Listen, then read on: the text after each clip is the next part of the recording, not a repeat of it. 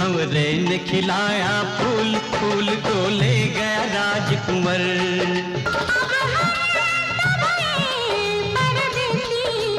तेरा यहाँ मोहब्बत है क्या हमको बता।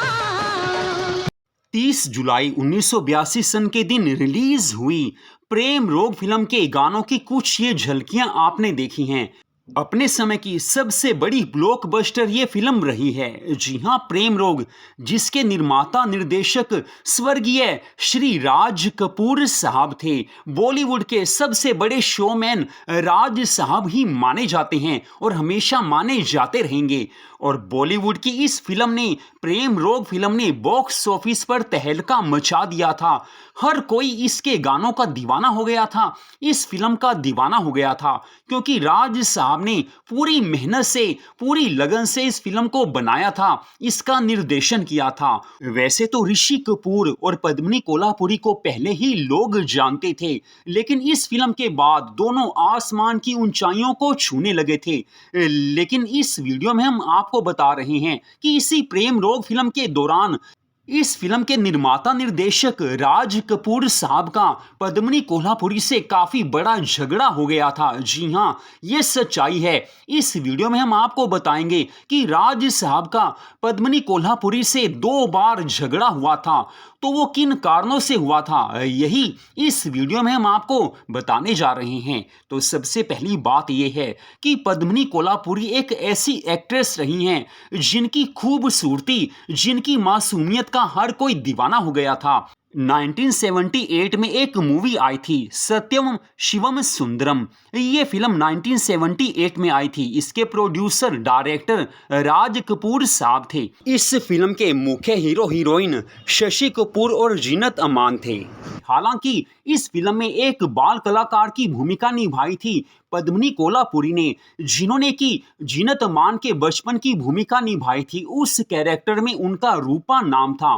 बड़ी मासूमियत भरा उनका चेहरा था और एक गाना फिल्म का ऐसा सुपरहिट साबित हो गया कि जिसके पीछे लोग दीवाने हो गए थे। वैसे तो इस फिल्म के सभी गाने जबरदस्त थे, लेकिन एक गाना ऐसा निकल आया जो हर श्री कृष्ण जन्माष्टमी पर हर मंदिर में बजाया जाता है, हर स्कूल के फंक्शन में बजाया जाता है। तो उस गाने की हल्की सी झलक आप देखिए, फिर हम आपको बताते हैं कि पद्मिनी कोल्हापुरी का राज साहब से 2 बार झगड़ा क्यों हुआ, और झगड़ा भी कोई छोटा नहीं, काफी बड़ा झगड़ा हो गया था। तो एक गाने की हल्की सी झलक आप देखिए, आपको पुराने बीते सुनहरी दिनों की यादें ताजा हो जाएंगी। लाडला कन्हैया मेरा काले कमली वाला। ये गाना इस फिल्म की जान थी, इस फिल्म की शान थी। उस समय पद्मिनी कोल्हापुरी केवल 13 वर्ष की थी। जी हां, 13 साल की उम्र में पद्मिनी कोल्हापुरी ने इस फिल्म में काम किया था। राज साहब की ये फिल्म थी, तो राज कपूर पद्मिनी कोल्हापुरी की मासूमियत से काफी ज्यादा प्रभावित हो गए और आगे दौर आया 1982 का, जिसमें प्रेम रोग फिल्म रिलीज हुई थी।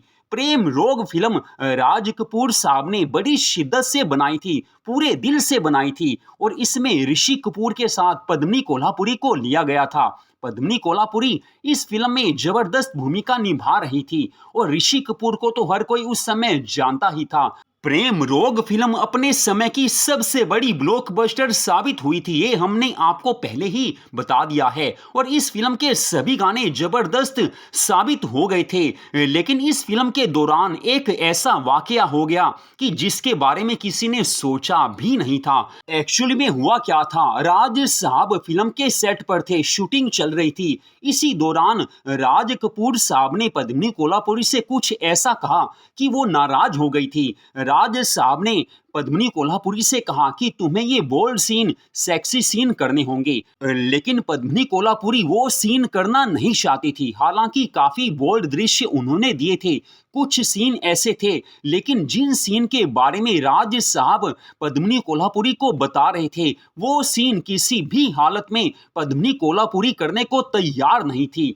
बस राज साहब को गुस्सा आ गया कि मैं इस फिल्म का इतना बड़ा प्रोड्यूसर डायरेक्टर हूं, पूरे बॉलीवुड बॉलीवुड में मेरा नाम है, मुझे पद्मिनी कोल्हापुरी ने एक सीन के लिए ना कैसे कर दी। बस इसी गुस्से में उन दोनों में झगड़ा हो गया और राज साहब सेट को छोड़कर चले गए। जी हाँ, शूटिंग आधी अधूरी बीच में छोड़कर राज साहब चले गए थे। अब पद्मिनी कोल्हापुरी अपने हिसाब से सही थी, क्योंकि वो ऐसा नहीं चाहती थी कि मैं ऐसे दृश्य दूं कि जिससे बाद में मुझे ही पछताना पड़े। इस समय तक वो समझ चुकी थी कि अगर बॉलीवुड में लंबे समय तक टिकना है तो जबरदस्त भूमिका निभानी चाहिए। बोल्ड, एक हद से ज्यादा बोल्डनेस अगर हम दिखाएंगे तो कोई भी एक्ट्रेस ऊंचाई के शिखर पर नहीं पहुंच पाएगी। ये बात पद्मिनी कोल्हापुरी इस समय तक समझ चुकी थी।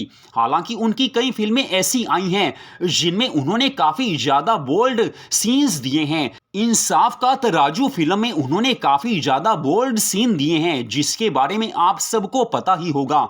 लेकिन प्रेम रोग फिल्म में उन्होंने राज कपूर साहब से साफ मना कर दिया कि मैं एक लिमिट तक ऐसे सीन दूंगी, लेकिन हद से ज्यादा मैं कुछ नहीं कर सकती। बस पहला झगड़ा राज साहब और पद्मिनी कोल्हापुरी का ऐसे हो गया था, लेकिन राज साहब दिलेर ठहरे और उनकी ही फिल्म थी, वही प्रोड्यूसर थे, वही डायरेक्टर थे। फिल्म की शूटिंग आगे शुरू हो गई, लेकिन पद्मिनी कोल्हापुरी की शर्तों पर काम हुआ।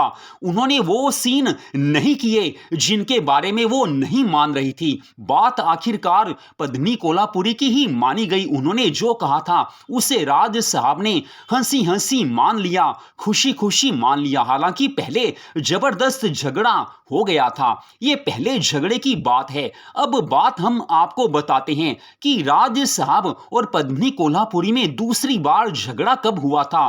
तो बात है 1985 की, जब राज साहब की जबरदस्त ब्लॉकबस्टर फिल्म राम तेरी गंगा मैली रिलीज हुई थी। 1985 की सबसे बड़ी ब्लॉकबस्टर फिल्म रही राम तेरी गंगा मैली फिल्म में राज कपूर साहब अपने बेटे राजीव कपूर के साथ पद्मिनी कोल्हापुरी को लेना चाहते थे, लेकिन वो इस फिल्म में काम करने को तैयार नहीं हुई। अब पद्मिनी कोल्हापुरी ने इस फिल्म में काम करने के लिए मना क्यों किया वो हम आपको बताते हैं, लेकिन इससे पहले आप अपने समय की जबरदस्त ब्लॉकबस्टर फिल्म राम तेरी गंगा मैली फिल्म के कुछ गानों की हल्की सी झलक आप देख लीजिए।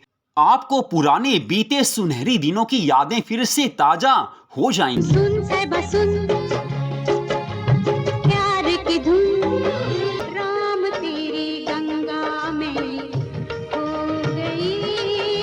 कोहरे की चादर लपेटे हूँ, पानी में खुद को समेटे हूँ। हुस्न पहाड़ों का राधा ने मधुबन में ढूंढा। राम तेरी गंगा मैली फिल्म एक जबरदस्त फिल्म थी, सबसे बड़ी ब्लॉकबस्टर ये उस साल की फिल्म रही थी। सारे गाने जबरदस्त थे, आज भी लोग इन गानों को देखना पसंद करते हैं, बार बार सुनना पसंद करते हैं। मंदाकिनी की ये पहली फिल्म थी और मंदाकिनी इस फिल्म के द्वारा बॉलीवुड की टॉप क्लास की एक्ट्रेस बन गई थी। रातों रात वो बॉलीवुड में चमकने लगी थी, उनका नाम ऊंचाई के शिखर पर जा चुका था।